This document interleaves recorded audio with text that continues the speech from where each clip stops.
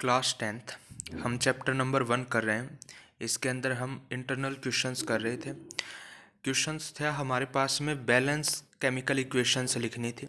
ठीक है, मैंने आपको फर्स्ट पार्ट करवा दिया था, ये सेकंड पार्ट है क्वेश्चन नंबर 2 का। देखो क्या कहता है, जब मेरे पास में बेरियम क्लोराइड किसके साथ में रिएक्ट कर जाए, एल्यूमिनियम सल्फेट के साथ में, तो वो क्या देता है मुझे, वो देता है मुझे बेरियम सल्फेट प्लस में क्या, एल्यूमिनियम क्लोराइड। ठीक है, इस इक्वेशन को बैलेंस करना है। सबसे पहले तो हमें इक्वेशन लिखनी है और उसके लिए सबसे पहले मोस्ट इंपॉर्टेंट चीज़ क्या है, हमें फॉर्मूले पता होने चाहिए, केमिकल फॉर्मूले। देखो बेरियम क्लोराइड का फॉर्मूला क्या होता है, BaCl2। इसी प्रकार एल्यूमिनियम सल्फेट का क्या होता है, Al2SO4 3। ठीक है, थ्राइस है ये पूरा SO4 क्या होता है हमारे पास में, सल्फेट होता है। ये क्या देगा हमारे पास में, रिएक्शन क्या देगा, that is barium sulphate BaSO4 plus में क्या, aluminium chloride that is AlCl3। अब ये तो हमने लिख दिया बेसिकली क्या, नॉर्मल एक केमिकल फॉर्मूला लिख दिया इनके। ठीक है, नॉर्मल तरीके से। अब हमें देखना है क्या ये इक्वेशन बैलेंस है, अगर नहीं है तो हमें इसको क्या करना पड़ेगा, बैलेंस करना पड़ेगा। तो देखो कैसे इस इक्वेशन को हमें बैलेंस कर सकते हैं। फर्स्ट ऑफ ऑल मैंने जैसे आपको बताया, सबसे पहले हम क्या करते हैं, सारे के सारे एलिमेंट्स, ठीक है, जितने भी एलिमेंट्स आए हैं मेरे पास में उनको हम लिखते हैं एक साइड में। तो देखो एलिमेंट्स, सबसे पहले क्या है, बेरिलियम है तो Ba लिख दिया मैंने, सॉरी बेरियम है तो क्या लिख दिया मैंने, Ba लिख दिया, कोई दिक्कत नहीं। सेकंड है मेरे पास में क्या, क्लोरीन, तो क्लोरीन लिख दिया। ठीक है, नेक्स्ट है मेरे पास में एल्यूमिनियम, तो एल्यूमिनियम लिख दिया। फिर क्या है, S दैट इज सल्फर है तो सल्फर लिख दिया। फिर क्या है, ऑक्सीजन, तो ऑक्सीजन लिख दिया।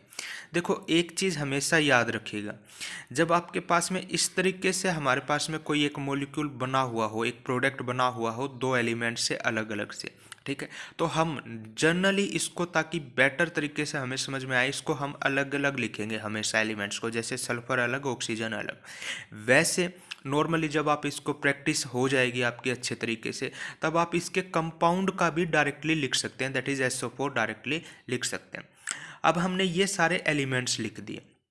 ठीक है, अब नंबर ऑफ एटम्स कितने हैं हर एक एलिमेंट्स के, कहाँ कौन सी साइड में देखते थे हम, एक तो रिएक्टेंट्स की साइड में, ठीक है, एक तो रिएक्टेंट्स की साइड में, दैट इज मेरे पास में जो LHS लेफ्ट हैंड साइड होती थी, और दूसरा कौन सी साइड में, प्रोडक्ट्स की साइड के अंदर में। ठीक है, दैट इज कौन सी होती थी मेरे पास में, राइट हैंड साइड। ये दोनों क्या है, रिएक्टेंट्स, और ये क्या है मेरे पास में, प्रोडक्ट है। तो चलो मेजर करते हैं। बेरिलियम का इस साइड के अंदर में देखें तो कितने एटम है, सिर्फ एक।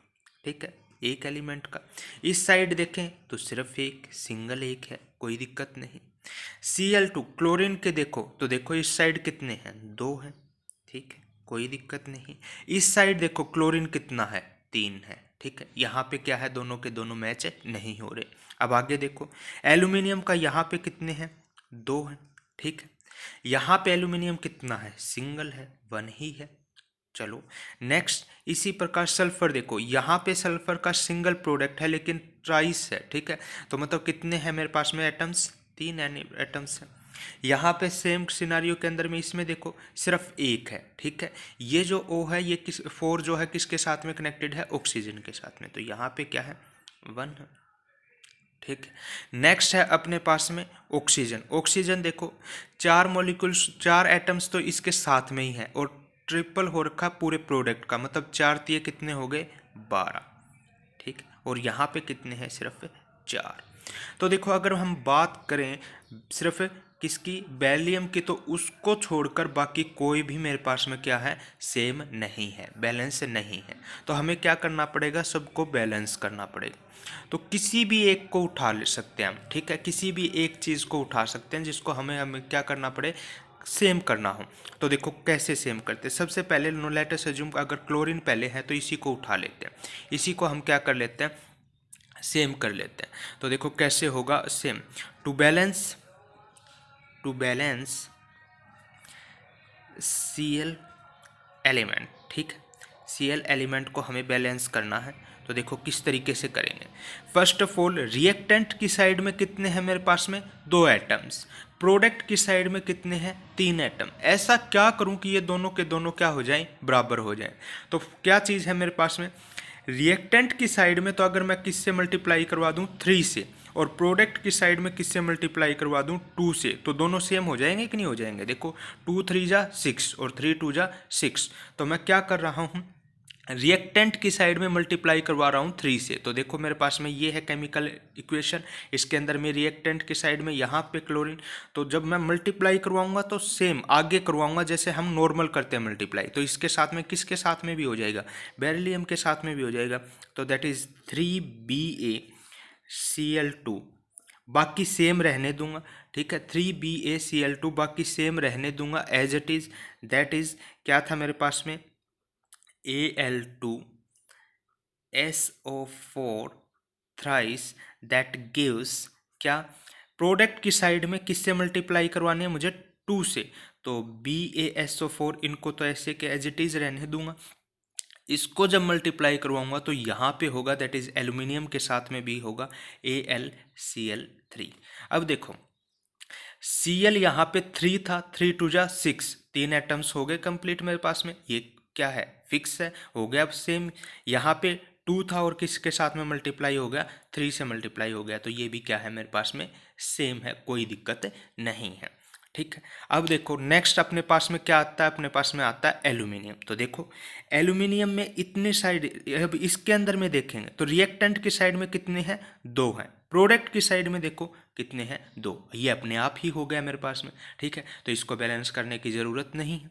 नेक्स्ट जो चीज़ है अपने पास में वो कौन सा है, सल्फर। सल्फर को देखो यहाँ पे रिएक्टेंट की साइड में कितने हैं, S, और ये कितना है 3, मतलब कितने एलिमेंट्स हैं 3, और यहाँ पे कितना है सिर्फ 1, ठीक है, तो 3 है मेरे पास में सल्फर के रिएक्टेंट की साइड में, और इस साइड में कितने हैं 1। तो सिंपली अगर मैं इसको इस साइड किससे मल्टीप्लाई करवा दूँ, 3 से मल्टीप्लाई कर दूँ, तो बराबर आ जाएगा कि नहीं आ जाएगा। तो देखो टू बैलेंस S एलिमेंट मैंने क्या किया, बाकी तो एज इट इज रहने दे दिया, दैट इज 3BaCl2 प्लस में क्या Al2, क्योंकि रिएक्टेंट की साइड में तो मैं क्या कर रहा हूँ, कुछ भी चेंज नहीं कर रहा हूँ इस बार, और प्रोडक्ट की साइड में मैं किससे मल्टीप्लाई करवानी है 3 से, तो पूरे के साथ में प्रोडक्ट के साथ में मल्टीप्लाई होगी, तो यहाँ पे होगा 3BaSO4 प्लस 2AlCl3, ठीक है, कर दिया है हमने। अब देखते हैं इनके सारे के सारे को, क्या चीज़ रह गया, ऑक्सीजन रह गया लास्ट के अंदर में। अब ऑक्सीजन को देखते हैं, पहले साइड में कितने थे मेरे पास में, रिएक्टेंट की साइड में 12 एटम्स थे, तो देखो कितने हैं यहाँ पे, देखते हैं 4 और ये 3 12, 12 ही हैं, और तो कोई चेंज आया नहीं। प्रोडक्ट की साइड में देखो 4 तो ये थे और साथ में मल्टीप्लाई हो रखा है 3, मतलब 12, पहले आसानी से अपने आप ही हो गया, ठीक है, कोई दिक्कत ही नहीं है।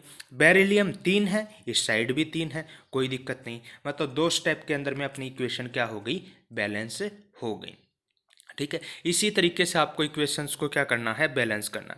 अगला क्वेश्चन एक और है, इसका थर्ड पार्ट है, ठीक है। थर्ड पार्ट क्या कहता है अपने पास में, अगर सोडियम, दैट इज सोडियम का क्या फॉर्मूला होता है केमिकल, दैट इज Na, ठीक है, उसको रिएक्ट करवा दूं मैं किसके साथ में, वाटर का क्या फॉर्मूला होता है H2O, ठीक है, तो ये क्या देगा मेरे पास में, ये देगा सोडियम हाइड्रोक्साइड का क्या फॉर्मूला होता है, दैट इज NaOH, ठीक है, प्लस में क्या, प्लस में देता है हाइड्रोजन, दैट इज H2, ठीक है।